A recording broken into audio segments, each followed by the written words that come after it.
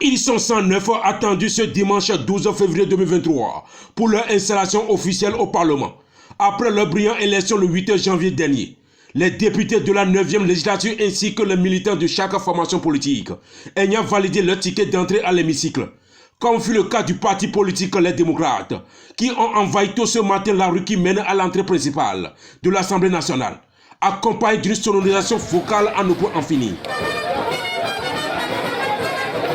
Une façon pour le parti de l'opposition de témoigner leur état d'âme, après avoir été recalé en 2019 par le pouvoir en place, pour des raisons de légitimité. On est venu célébrer la liberté de notre pays, la démocratie du peuple.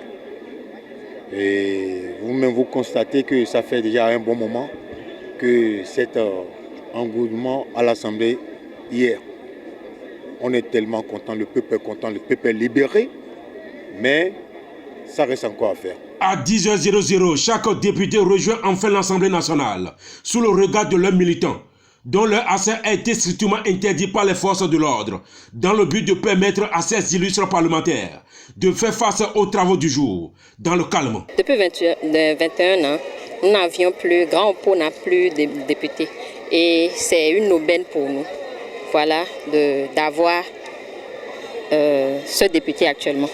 Au bout d'une heure et demie après la pause, le vote des différents membres que composera le nouveau bureau de l'Assemblée nationale est enfin lancé, dans une tension approximativement tendue, selon certains articles qui cadrent la désignation des 7 membres. Le peuple là est tellement content d'avoir leur fils aussi tenu ce flambeau.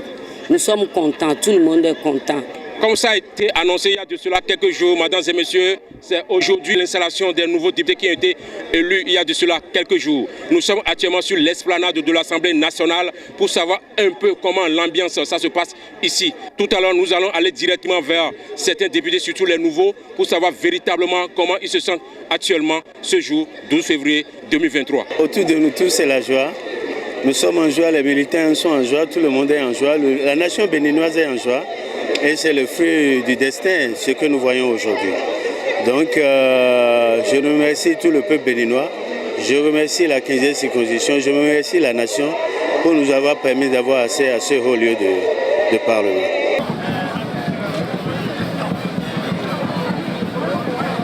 Enfin, il y aura un changement. Et aussi pour nous personnellement, c'est un grand jour pour les efforts donnés depuis tant pour mon pays. Et ma fidélité, mon engagement avec mon parti politique aux côtés des pauvres.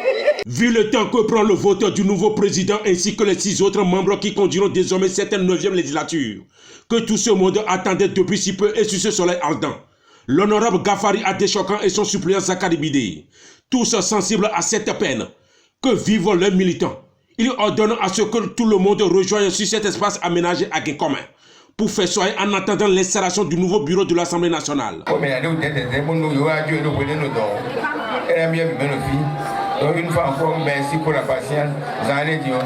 Merci beaucoup. Une fête organisée à l'intention de toute la population du 15e arrondissement de Cotonou. Fief électoral de l'illustre député Gafari Adéchokan.